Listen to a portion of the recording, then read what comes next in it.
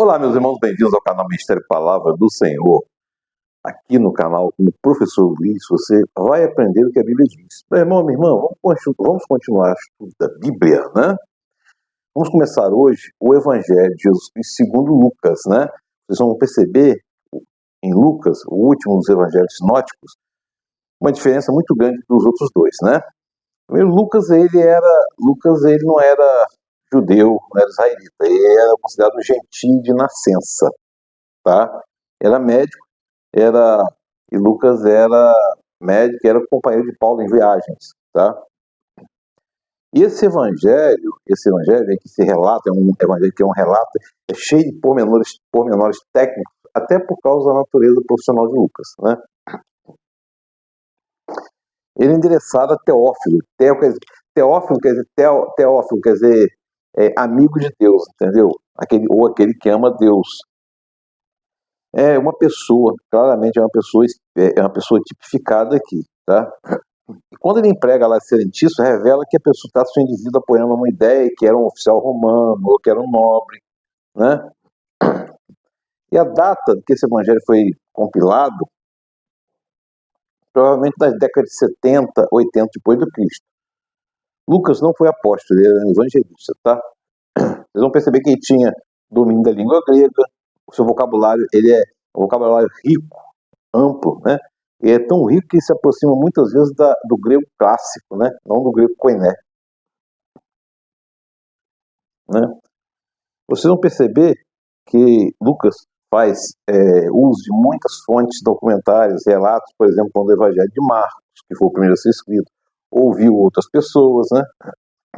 E o tema principal do Evangelho é a natureza da missão de Jesus, do messianato de Jesus.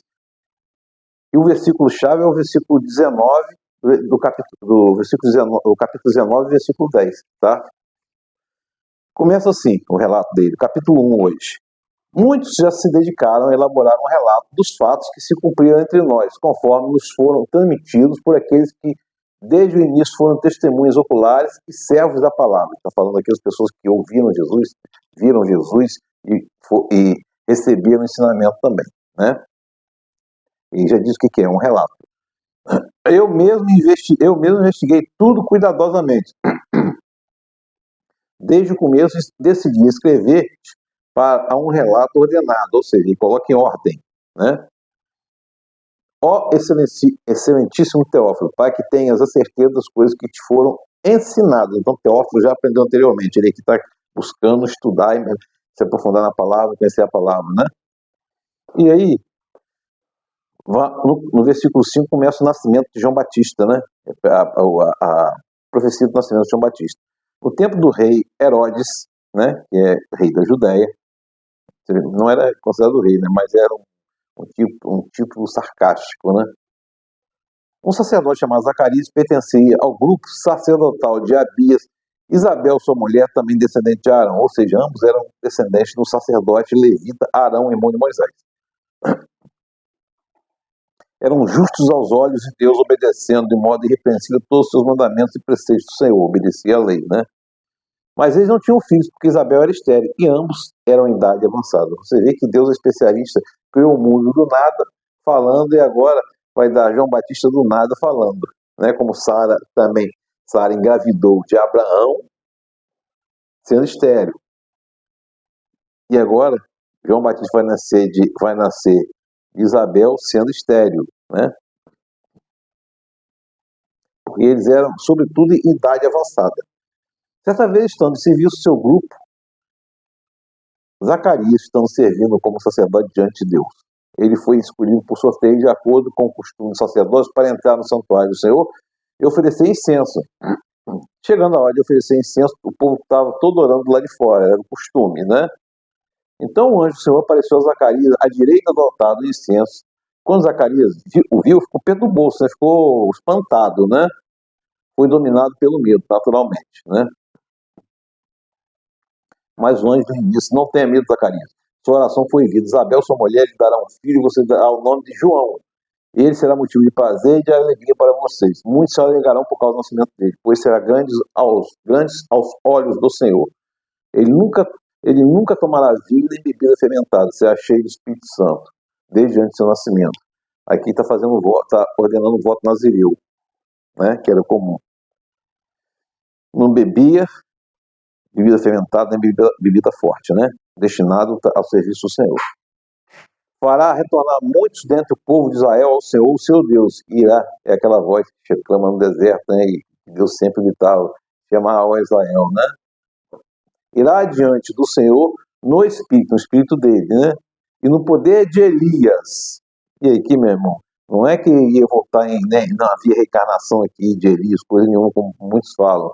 É porque a semelhança dele, quando atuava, pregando para arrependimento, se assemelhava ao de Elias, né? E ele perguntou, Zacarias perguntou, como que eu posso ter certeza disso? Sou velho, minha mulher é velha em idade avançada, como é que eu vou ter filho? Aí o anjo respondeu, sou Gabriel, o que está sempre na presença de Deus, fui enviado para transmitir essas boas novas. Agora você ficará mudo e não poderá falar até o dia que isso acontecer, porque não acreditou em mim. E aí Zacarias ficou mudo. Enquanto isso o povo esperava lá fora, já estava estranhando a sua demora. Quando Saul não conseguia falar, o povo percebeu então que Zacarias tivera uma visão. Mas permaneceu mudo e falava com eles por sinais, né? Quando se completou o período de serviço, ele voltou para casa. Cada sacerdote tinha a responsabilidade de cumprir uma semana de serviço no templo, uma a cada 6 meses, uma vez a cada 6 meses. Então, passou a semana e voltou para casa, né? Isabel, sua mulher, depois disso, Isabel, sua mulher, engravidou e durante 5 meses não saiu de casa e dizia, isso é obra do Senhor. Agora ele olhou para mim favoravelmente para desfazer a minha humilhação perante o povo. Que a mulher ficava humilhada de não ter filho naquela época.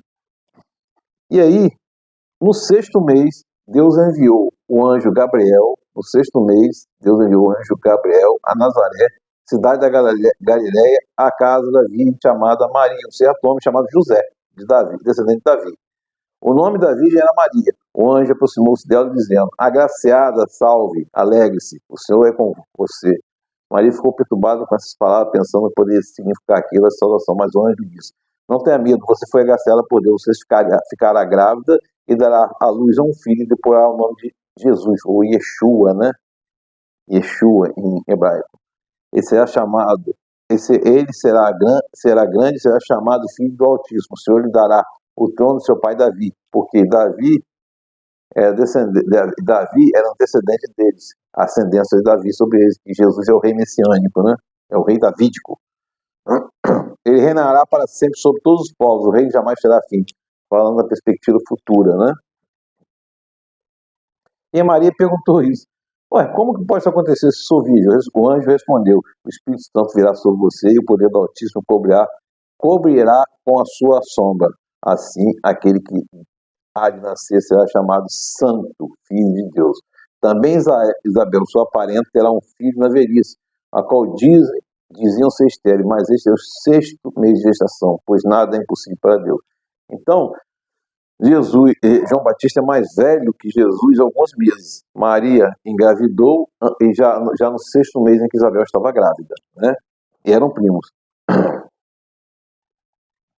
E aí, Maria respondeu, sou serva do Senhor, que aconteça comigo conforme tua palavra. E aí, meu irmão, existe toda uma discussão, principalmente no meio evangélico, sobre Maria. Olha só, uma coisa que a gente precisa entender. Maria foi uma mulher mãe de Jesus. Ninguém tira isso dela. Mãe de Jesus. Ela é mãe de Jesus, ela foi uma mulher separada, escolhida, isso tem um motivo. Ela é uma pessoa separada. Assim como José foi escolhido para ser o condutor, o pai, né? Vamos dizer assim, adotivo, que conduziu Jesus no período da infância, né? E eu me lembro que eu ouvi do meu pai a seguinte coisa: Deus deu tudo a todos, mas só José deu o filho para cuidar, né? E Maria vai visitar Isabel. Naquele dia, Maria preparou-se e foi depressa para uma cidade da região montanhosa da Judéia, onde entrou na casa de Zacarias e saudou Isabel. Quando Isabel ouviu a saudação de Maria, o bebê agitou-se em seu ventre e Isabel ficou cheia do Espírito Santo, em alta voz. Você vê aqui que o Espírito Santo está presente em todo o cenário bíblico, em todo o Novo Testamento, todo o Velho Testamento. O Espírito Santo é aquele que é o consolador, o confortador e o confrontador, né? Porque olha o que Isabel vai dizer: bendita é você entre as mulheres, bendito é o filho que você dará à luz. Mas porque sou tão agraciado a ponto de me visitar a mãe do meu Senhor. Isabel não sabia disso, mas por iluminação do Espírito Santo, ela soube disso. Logo que a sua salvação chegou aos meus ouvidos, o bebê que está em meu ventre agitou-se de alegria. Feliz é aquela que creu e se cumprirá aquilo que o Senhor lhe disse. E aí Maria vai falar o cântico lá, né? Então Maria diz: minha alma engrandece ao Senhor, o meu espírito se alegra em Deus, meu Salvador, pois ela atentou para a humildade da sua serva. De agora em diante todas as gerações me chamarão de bem-aventurado. E é realmente bem-aventurado, né? As questões religiosas, questões doutrinárias, denominacionais, não importa, o que importa é que está aqui na Bíblia. E disso a gente não pode tirar nada daqui, né? E aí Maria ficou com Isabel cerca de 3 meses, depois voltou para casa. Por quê? Chegou lá com 6, e agora aqui com 3, foi embora com 3. Ficou durante o período da gravidez de Isabel lá, quando teve neném, voltou para casa.